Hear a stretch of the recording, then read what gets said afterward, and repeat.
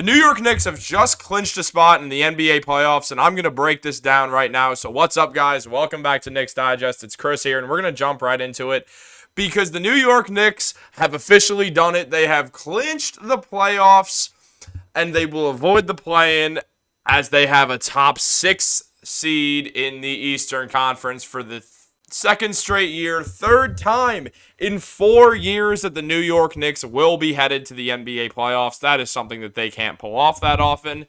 And this is massive because already 4 years into the decade, the New York Knicks have tied playoff appearances with what happened between 2010 and 2020 and 2000 and 2009, or 2010, whatever. So, obviously, this is awesome. The Knicks clearly have been their best that they've really ever been since the Patrick Ewing days. They, for the first time in a while, feel like they actually could make a run to the NBA Finals, albeit this year they will be without Julius Randle, so it's very likely to see that happen this season. With the way the Eastern Conference is shaking out, the main favorite is just the Boston Celtics. You never know what's going to happen with them. It's not like they're the most secure team in the league, so you truly never know. It's nice to be back in the playoffs. I mean, it's not surprising. Going into this season, we were all hoping we could build off last year, and obviously things took a turn for the worst once we lost Julius Randle. But this is a much different playoff team regardless from what we trotted out last year. I mean, last year, we had our second best playoff performer was RJ Barrett, who's now no longer on the team as Barrett and Quickly were traded for OG Anunoby, as we all know, on December 31st, New Year's Eve. And then also they made the trade that sent Quentin Grimes and Malachi Flynn and Evan Fournier off to the Detroit Pistons in exchange for Alec Burks and Bojan Bogdanovic. So yeah, it's definitely a much different team, and though Alec Burks won't be in that playoff rotation, it is going to be a different playoff rotation. I mean, I assume what we're going to see is a mainly 8-man group that has Brunson, DiVincenzo, Josh Hart, OG, and Isaiah Hartenstein as the starters. And then we're looking at Mitchell Robinson. Obviously, Deuce McBride is going to be playing. And then I would assume Bojan Bogdanovic will get that last spot. And we'll see Precious Achiuwa play situational minutes. So maybe like 2, 3, 4 minutes a game. But that's most likely going to be what we see out of the playoffs. They're not going to go anything deeper than that. But this is great news that the Knicks are back. I mean, look, we only got so far the last 2 decades. We made the playoffs early on in both, and now once again we've hit that trajectory. The focus now is to be continuing to build off of what we have. When the Knicks made the playoffs a few times early on in the 2000s, it was an aging team. It was those Allen Houston, Latrell Sprewell rosters for a little bit.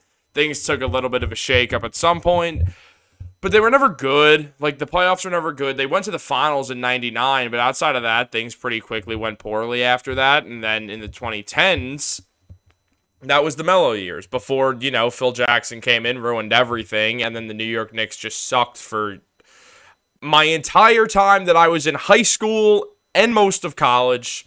But now the New York Knicks are back, and they have Jalen Brunson, who's just getting started, man. He's 27 years old. He's an NBA superstar. He's having the best season of his career for the second straight year in a row. He's an MVP-level player. And I'm excited to see what happens this playoffs. I think it'll be very interesting for the Knicks because we'll kind of get to see what this team has to offer. Even without Julius Randle, we're going to get a good look at it. We're going to see what other stars the Knicks might need to go for. And star's not even the right word. What players the Knicks might need just to fully round out a healthy rotation. And then come back and do it again next year and the year after and basically stay consistent with it and hopefully achieve the goal of winning an NBA Finals. I think Jalen Brunson is the biggest hope to the Knicks winning the Finals. I mean, certainly since Melo, but before then, since Patrick Ewing. And I know at the time we believed in Melo, and that was certainly right to do so, but the front office destroyed us. Now we have a much better front office. Leon Rose has been nothing short of an excellent executive for the New York Knicks. He told us in 2022 he loved the situation we were in despite the fact that the Knicks finished 37-45, and that to just be patient. Well, these 2 years have paid off. Last year, Knicks went to the second round, lost to the Miami Heat in a close series when they had a half-healthy, not even half, a mostly injured Julius Randle in need of an ankle surgery. This year, they still won't have Randle due to the shoulder surgery. But things just look good. They feel good. Even if we lose in the first round, it's like, all right, well, this wasn't our fully healthy roster, and it's getting more and more likely that the Knicks are not going to lose in the first round. as if you could see, the New York Knicks are currently sitting at the third seed. Cleveland Cavaliers are fourth. Orlando Magic fifth. Indiana Pacers sixth. Now, also, the Philadelphia 76ers are still hanging around here. But the Knicks are most likely going to finish as a 3 or a 4 seed. Now, they can fall down to 5, theoretically, because I believe the Bucks have a few games against the Magic, and now Giannis is out for the rest of the regular season, which is 3 Bucks games. So we'll see how they fare in those. Obviously, Dame's still there. I believe Chris Middleton might be playing, but also who knows with him. But it's going to be interesting because when you look at these teams, I think there's favorable matchups for the Knicks for where they are and non-favorable matchups. I think they, as far as the first round goes, they're obviously not playing the Bucks or the Celtics. They're not, most likely not going to play the Heat unless they can jump up to that second seed, and I'm not sure if that's going to happen. They'd have to win both these games that they're playing. Or they could potentially face the Philadelphia 76ers. You're asking a lot out of the Heat to get that 7th seed at this point in the season. I would rather the Knicks just play the Pacers, if I'm being honest. I just don't trust a team that can't play defense at all. And then if you look towards the Magic, I think between them having two bona fide emerging stars in Paolo Banchero, in Franz Wagner, and then you look at Jalen Suggs, who should be all defensive first team this year, and Jonathan Isaac, who's healthy and playing some of the best defense in the NBA. This is a really, really good Magic team, and I think they don't match up. I think the Knicks do not match up well against the Magic, so I'd hopefully want to avoid them. I think the Magic would also just wallop the Cleveland Cavaliers too. And I don't really know what happens because at some point, even if the Knicks just keep winning, they're going to have to run into the Boston Celtics either in the first or either in the second or the third round of the playoffs. Whatever that may be, it's kind of yet to see, but the Celtics are, with Giannis being out and the Bucks being disappointing, am I wrong to believe that the New York Knicks still have the best chance to beat the Bucks or the Celtics in the playoffs this year? Like, if you look at the Celtics, they're not losing to Milwaukee. I mean, maybe Philly could give them a run for their money because Joel Embiid will be the best player on the court and he'll be healthy. And Maxi's good and it's a deep enough team. But even so, I don't know if you could trust Philly like that. Definitely can't trust the Cavs. They're not very good. The Magic are young. They're not beating the Celtics. Like, the Knicks are the only team with enough playoff experience and actual talent and a superstar at the same level of Jason Tatum or better. And obviously, Brunson's not better. He's at the same level. But the Knicks do have all those things. They have an elite defender in OG Anunoby who can at least make Tatum's life a little more difficult.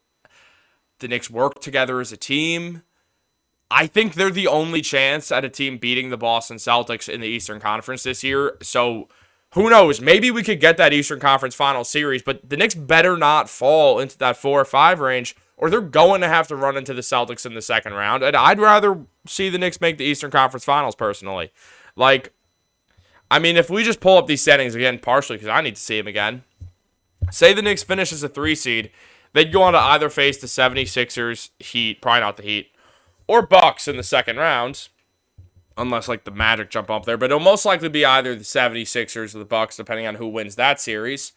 I think the Knicks would win either one of those series, as the Knicks clearly have figured out the Milwaukee Bucks, and they've had the 76ers number all year. So hopefully that works out. And also, Isaiah Hartenstein has made $350,000 from making the first round of the playoffs. Shout out Isaiah Hartenstein. Guys, comment your thoughts down below. We're back in the playoffs.